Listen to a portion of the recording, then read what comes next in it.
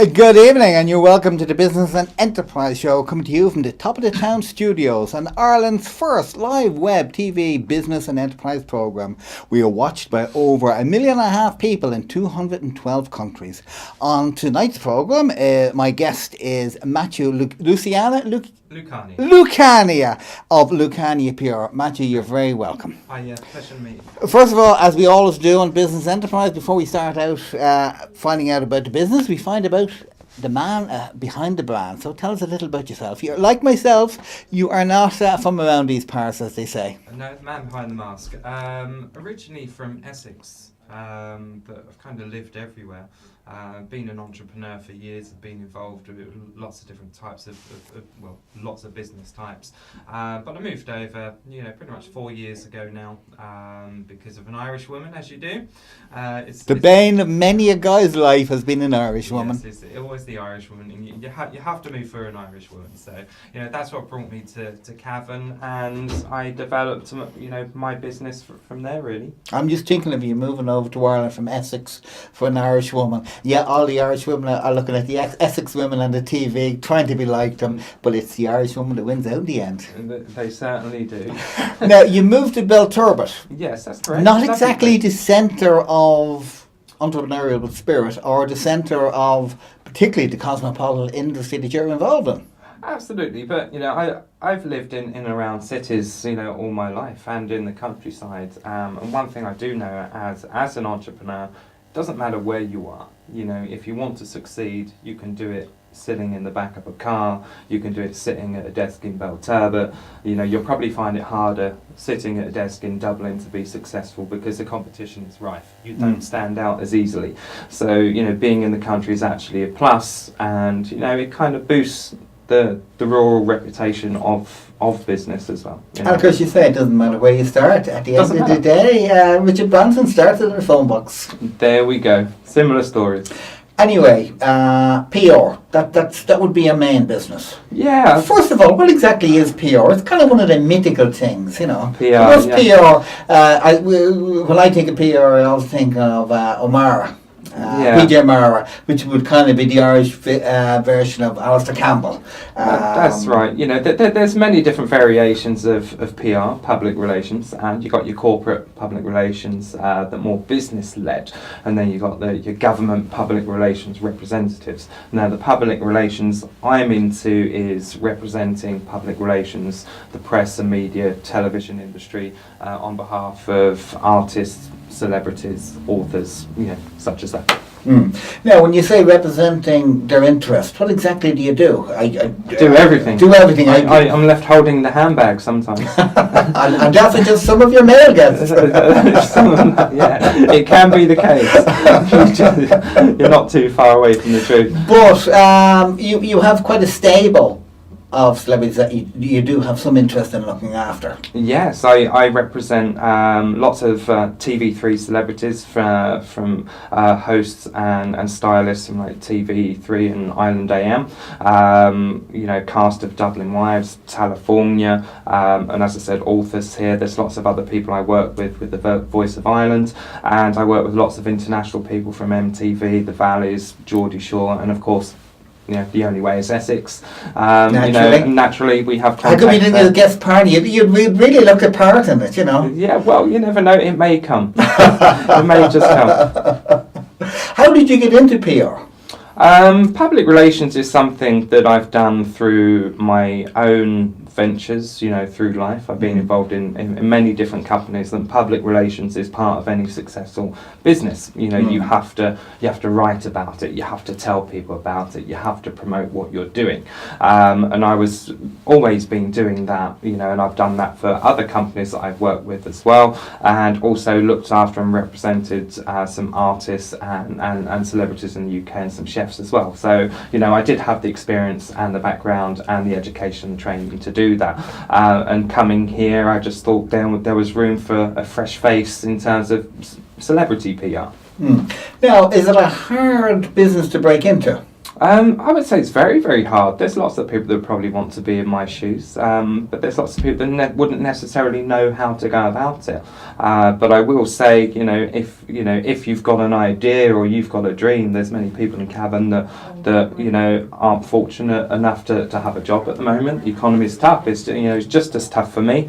But I will say is, you do have the ability to change your life if you're committed enough and you're determined enough. It doesn't matter what your idea is, you will develop that idea and you will grow. So competition or no competition, it just depends how hungry you are. And you were hungry enough to make it by yourself. Yeah, you said they're educated in it. I know 2 people who have degrees in PR, and in fairness, I wouldn't have them promoting a chip shop. I've met people. Years and years ago, I used to work in catering as a chef, and I was never a trained chef, but I had lots of people that come to me through catering college. They wouldn't know how to cut an apple or cook a chicken. It wouldn't have a clue, and they somehow managed to get through there. There's no better practice than actually doing the job yourself. You either have a natural talent for something or you don't. You either have a natural flair for an industry or you don't. That may have been an industry that they've been groomed in, that they spent 10, 15 years doing it. Doesn't necessarily mean that they're any good. Of course, you have to respect what they do, and they do have a large knowledge base about public relations and everything else involved. And I do respect their opinion as well. There are some very, very good PR people and that did train hard. I'm just fortunate enough that I'm doing it from perhaps a less corporate side. So would you be nearly a natural? You tell me. Now, we were chatting earlier in what we euphemistically call the green room. We were chatting to some singer-songwriters and some other entertainers.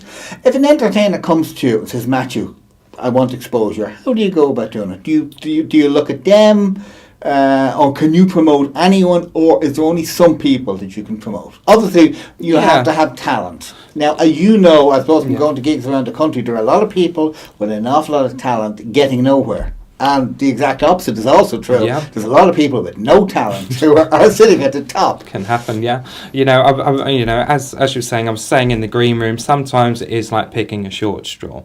That's the nature of the industry. Whether you're a budding television personality, a presenter, or a singer, or an actor.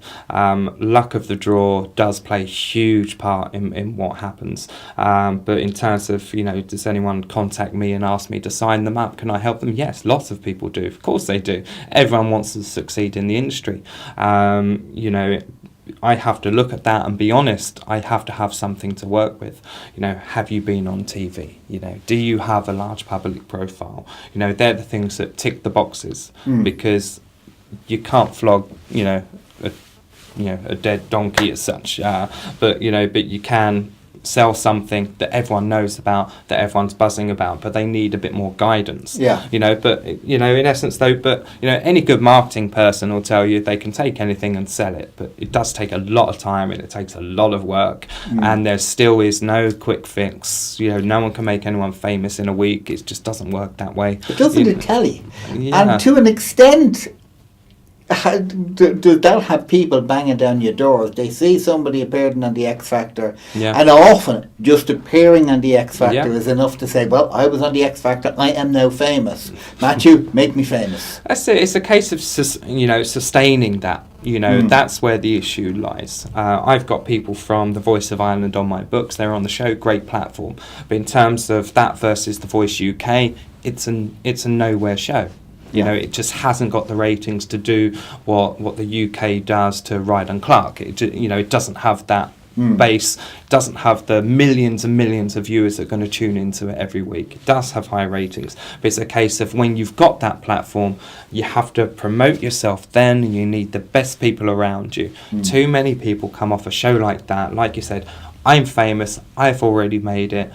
3 to 6 months down the line, they're back singing karaoke in the local pub because they're just misguided and mismanaged. So, you know, celebrities have to work hard to keep their A game and stay on top. They have to call the newspapers and issue out stories, like it or not. They do call people and say, oh, I'm here, will you come and photograph me getting out of a car? It's what they have to do. You know, you have to work hard at keeping your status. You know, probably harder than what you did to get there in the first place. Because when they lived at home, my girls were huge fans of the X Factor, and up to quite recently, you and the X Factor, you were guaranteed a Christmas #1. Now, in my day, the Christmas #1 was a huge thing. It's probably not as big as it is now. No. But yes, it wasn't Cliff Richard. But it was a huge deal. Yeah. But their Christmas #1. And generally, by the time the next person has won the X Factor and their Christmas #1, whatever happened to? And that was only 12 months ago. You know. Do miss an old school Christmas #1. You know, you just don't have Noddy Holden and all of that anymore. It's really not the same without songs with Christmas bells and things like that. It really does take the spirit away from Christmas. I love the X Factor for what it does, but it's killed Christmas. Just like Sinead O'Connor said, you know, X Factor's killed music. It's not doing much to the Christmas spirit. Where would you fall on that statement? Would you agree, disagree? What did Simon Cowell kill music? No. You know, he's only added to music. Definitely, he's played an important part in a lot of people's lives. And the music industry. I think going back to what we were saying about getting your name in the paper, I think Sinead might have an album coming out or a tour coming out. Funny enough, I saw her on the news today that she made. Simon Cowell has apparently tweeted her asking her to come as a guest judge. That's right. That's something I'd pay to see, you know. You know, that's certainly his style there. You know, if you criticise, well, come on and see what we do. You know, then criticise what we do. More often than not, they don't. And I suppose what Simon did there was perfect PR. He had somebody criticising his stable of musicians. He could have lashed out. He could have said, "What would she know?" But he actually turned it around to his advantage. And is that what PR is? There's a problem, let's kind of deal with it so that we come out better. Well, in essence, you're right. You know, he would have spoke to his public relations expert, you know, how to respond to that, and the PR person would advise, just say this one thing and it's done. You know, that's it, or say nothing, or don't respond, or invite her on the show, or curse her in public, which I'm sure he wouldn't have done. But yeah, you know, it was a PR dream. So is it true what they say, there's no such thing as bad publicity? There is no such thing as bad publicity. I talk to, you know, celebrities every day, and they'll say the same thing. Any press is good press. Doesn't matter what it is. I'm sure Gary Glitter, Stuart Hall might disagree. There is that. There is some exceptions, I suppose. There is that, but there's some strange people in the world that still would support someone after that. It's really, it's a crazy world that we live in. But yeah, there is such thing as bad PR, you know. But in essence, other than doing, you know, horrible things like that, there is no such thing as bad press. You take your Katy Perry's, certain members of the audience, that's shocking, but most of her fan base, Lindsay Lohan the same, would say, well, there's a good, fair juice to her, you know.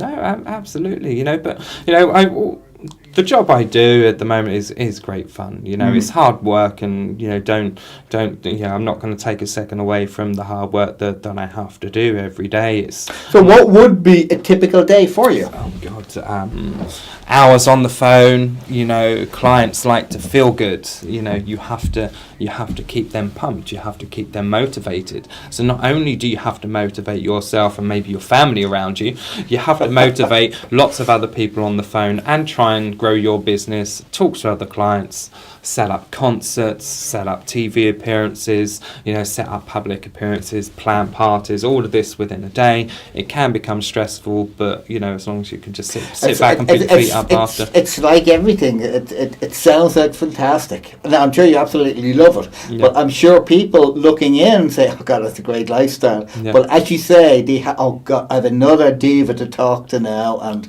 kind of calm her down or build her up or whatever. Oh, yeah. It can happen, yeah.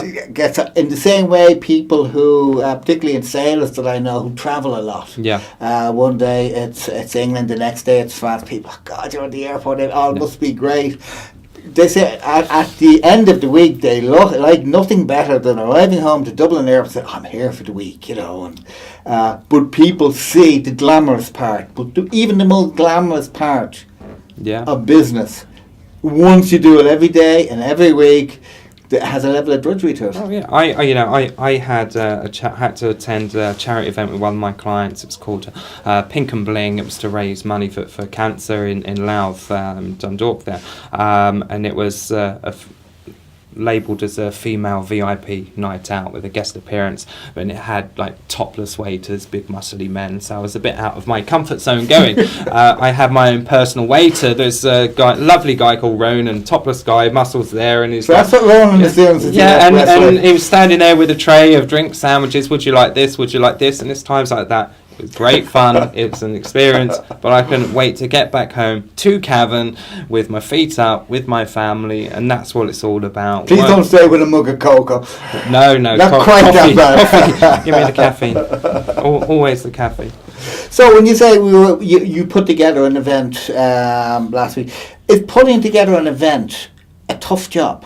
Or is it like, do you make a few phone calls and say, oh, I'd love to be involved in that, and it just falls swimmingly? Very rarely things fall swimmingly. We put together... Because if they went together swimmingly, nobody'd need your services. Yeah, I put together an event that one of my clients wanted to do, and it was called the Robin's Life Party. It's on behalf of the Robin's Life Trust. It's a 9-year-old with neuroblastoma cancer, and we held that in Dublin. We had all the celebs coming down, but, we had to delegate certain roles. I pulled in a fashion expert, that holds regular fashion shows, that deals with lots of talent as well, to put that side of the show together. I handled my side, I delegated something there. It was 7-8 weeks of hard work, stress, the occasional argument on the phone with these people trying to get them to do what you want, but it is a relief at the end of it. But no event, if done right, is easy.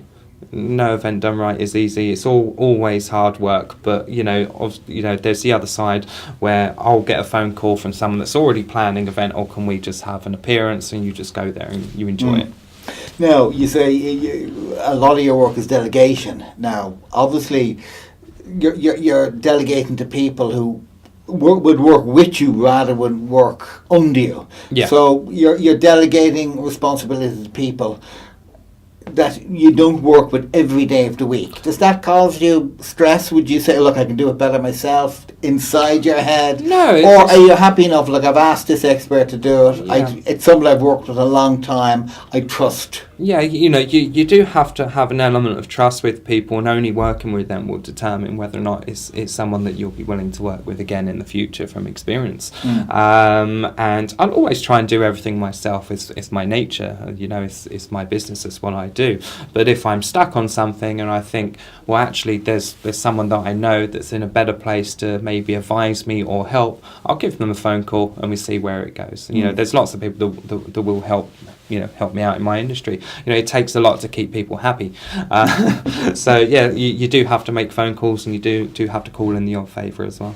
Now, your typical event over a night, how much pre-planning goes into that? Events that I'm appearing, or events that I'm No, events you're managing. If it's appearing, obviously you just blonde dad drags, go in and say, hi, I'm here. That's it, but, pretty much. But you're putting together an event. Yeah. An evening charity event. Obviously there'll be an auction or some fundraising element. I had at that event, I had 3 days of no sleep. I literally did not sleep. You know, everyone else slept From work or around worry? me. From everything, work and worry. You know, I had MTV, the Valleys Girls, coming down at 6 o'clock one morning. Then we had the event all day, which needed to be planned and orchestrated. Then obviously the live showcase in the evening. Then they had to do their part, and of course running the event, then looking after other clients like that, and then realising, we need to get them at the airport at 6 a.m. the next day, so there is no sleep from that. And then it's like, hang on, I still need to drive home. So you're now then driving home. So yeah, you're spending days of no sleep and hard work. But you know, it takes that to get to a point in my business where I can then say, you know what, I'm going to hire a party planner. I'm going to hire someone to do this. So then I can sleep. But if you want to be successful, you have to be dedicated. You have to work hard. You have to be prepared for sleepless nights. You have to do the graft in order to reap the rewards at the end of the day, which I hope to do in the future. And of course, you also have to do it all yourself, certainly in the beginning, Yeah. so you know what's involved. If you hire a pair from day one, Yeah. say, right, in fairness, putting the actual party element together, that's out of my comfort zone, I Yeah. get somebody else in. Yeah. If you've never done it, if somebody comes to you with an excuse why something can happen, you have to take them on face value. However, if you have been doing it for the past 3 years, Yeah. and have just decided, right, I'm going to concentrate on another aspect, I want Yeah. you to do that, and they come up with some excuse, you can spot somebody as bullshitting you there and then. Yeah, that's right. But, you know, I appreciate what you're saying. And yes, you do have to be able to do everything yourself. You have to be the master of your trade and your industry. But no, you know, unless you're happy being a sole trader and just working on your own for the rest of your life, somewhere along the line you will have to delegate. Because if you don't delegate, you'll keep pumping all the energy into your business, and you're on a slippery slide, and you will go on a downhill spiral, whether it's in 6 months, a year, 2, 3 years, or even 10 years. If you don't hire the help, you're not going to succeed. You're not, you know, you won't grow your business to what you want it to be. But of course, it does depend on where you want to be. If I want to be a big company than rather a one-person act, I have to delegate. I have to pull people in, but obviously you need an element of success first to do that, you know. And if you play smart like that, you do delegate, you will be successful in the future. Fingers crossed, if you know. But you still have to obviously oversee what everyone's doing, but you have to let them do their jobs. So you don't directly employ anyone. Everyone you is subcontractors. Yeah, that's it. Who are experts in their own field. That's right. You know, I work with celebrity photographers that, you know, that have tight links with all the top Irish magazines and things like that.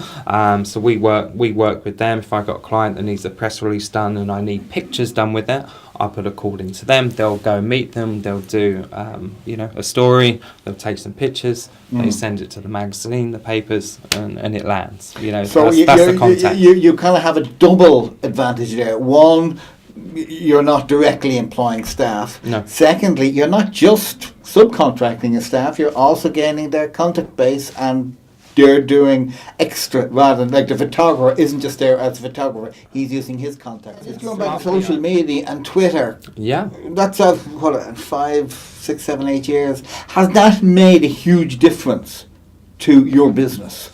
Yeah.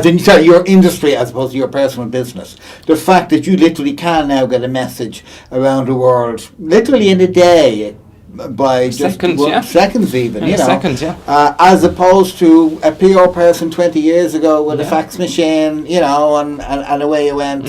We had, I caught an audition online for a really talented guy, Mitchell Brunings, who was on The Voice of Holland, and I caught an online audition for him, and he'd done a Bob Marley song, Redemption song, and it sounded so like him, and I could tell there's going to be huge buzz about this guy.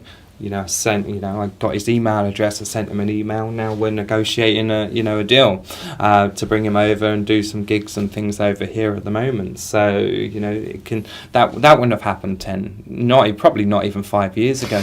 Well, it probably wouldn't have happened to somebody else even today, for the simple reason you saw the clip on it and you acted. Yeah, You know, as that's it. as I say, we have many industries in here, Yeah. and you know, one of the things we had an idea and we followed through, and I know many people have had great ideas and didn't follow Yeah. through. Well, Matthew, No, we're there's nearly no- coming to the end of the program, and Okay. as we always do, we give you the camera there to do your online promotion. Talk to our Well, thank viewers. you. If anyone has any talent, how to contact you. Well, look, I would say if you're looking for a celebrity appearance or a music artist to attend an event or a launch pad, you know, give us a call. Email address is probably around, but it's info@lucaniapr.com. So send me an email there, get in touch. I'd love to hear from you. Thank you. Matthew Lucania of Lucania PR, thank you so much for your time. Thank you as viewers for listening. Thanks to the team that put the programme together. I've been Colm Colgan. Talk to you next week.